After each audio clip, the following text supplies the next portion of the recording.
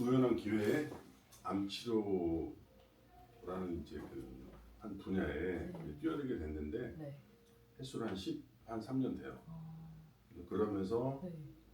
과연 암이라고 하는 그 도어를 열기 위해서 키가 필요한데 공부를 해보니까 한 4-5가지가 되는 거예요. 네.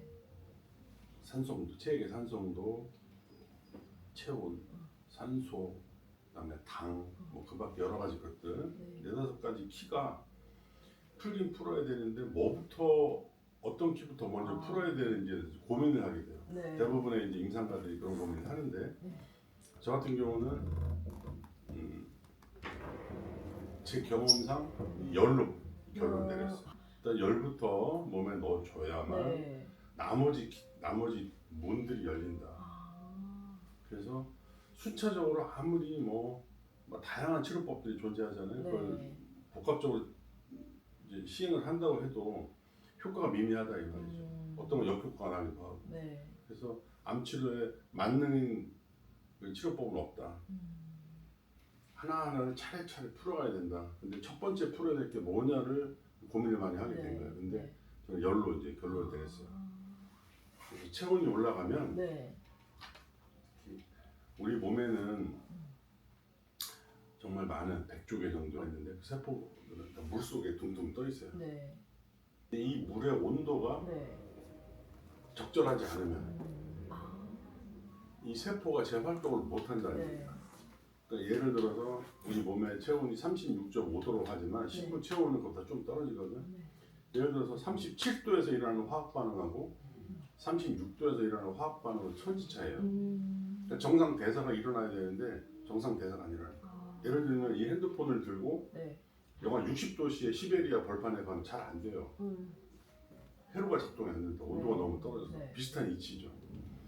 그래서 우리 몸에 있는 세포는 효소라든지 여러 가지 미네랄 촉매에 의해서 작동이 되는데 그 효소나 미네랄이라는 촉매가 작동하기 위한 적정한 온도를 찾아라. 그리고 이런 세포들은 올라간다는 의미가 없어요. 물이 온도가 올라가야 돼요. 그 물의 온도를 올리는 방법. 네. 쉽게 이제 그렇게 이제 아이디어가 나온 거죠. 근데 피부를 뚫지를 못해. 튕겨 나오는 거예요. 네. 그러니까 이 안에 있는 물까지 열이 전달이 안 되는 거죠. 열 전달의 문제죠. 네. 우리 기자님 몸에 있는 피부를 뚫고 오정육부가 있는 이 복강 안으로 열이 들어가기 위한 파장을 찾아라.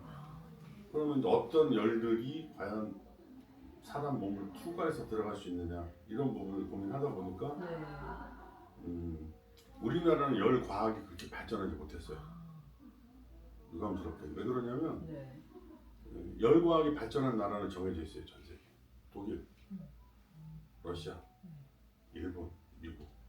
쉽게 말하면 세계 대전을 치러본 나라들은 열 과학이 다 발전돼 있어요. 또 하나는 이제 우주.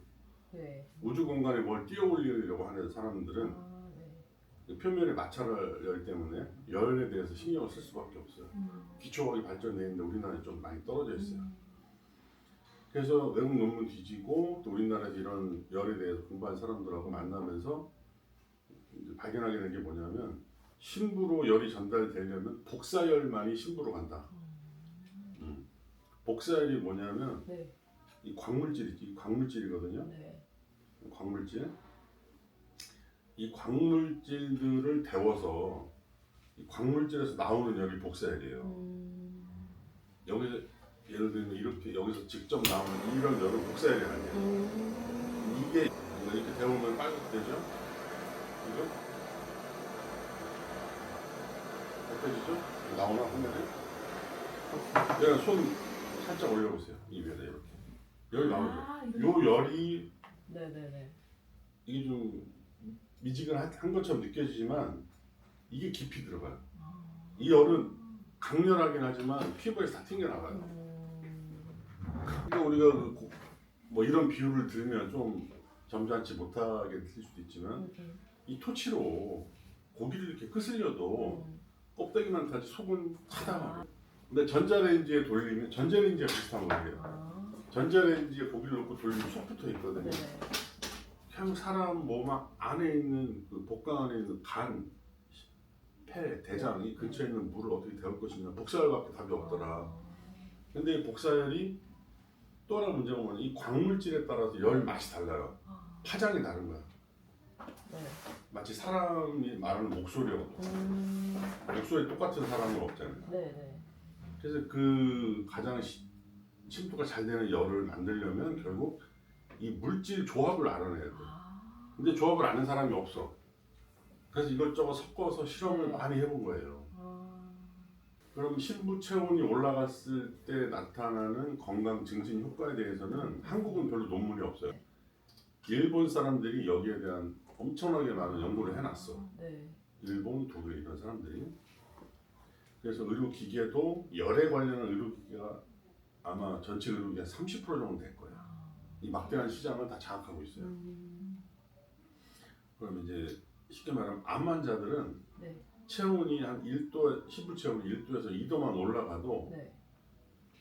암이 증식을 하다가 딱 스톱을 해요. 더 이상 클 수 없는 환경으로 바뀌어 버려요. 네. 세포는 이 정상세포라고 하면 정상세포는 열이 들어오고 좀 열 다 빠져나갔죠? 열 펌프가 있어요. 물이 이 안에 순환을 하면서 물이 이 안에 머금었던 열을 빼내요 바깥으로. 네네. 근데 암세포는 열 펌프가 없어요. 먹기만 하고 내보낼 수가 없으니까 무슨 효과가 나타나냐면 비닐하우스 같은 효과가 나요. 열이 무한대로 올라가. 네네. 계속 열을 가하면 그럼 얘가 터져 죽어버려요. 그래서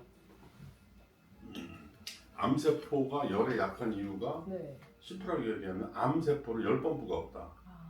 배출할 수가 없으니까. 그렇죠. 이 안에 꽉 막 그 단열재로 둘러싸고 난로를 피우면 사람 죽어요. 더워서 죽는단 말이에요.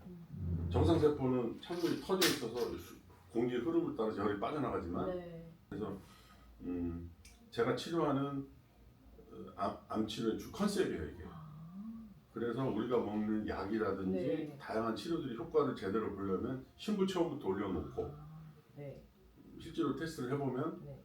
여러 가지 치료법들이 효과가 배가가 돼. 2배, 3배 효과가 나타나요. 근데 신부 체온이 안 올라가면 약을 먹어도 효과가 없고 어떤 치료를 받아도 그대로. 네. 그래서 이제 이런 원리에 따라서 제가 그 어떻게 보면 하나하나씩 이제 문제를 풀어온 거고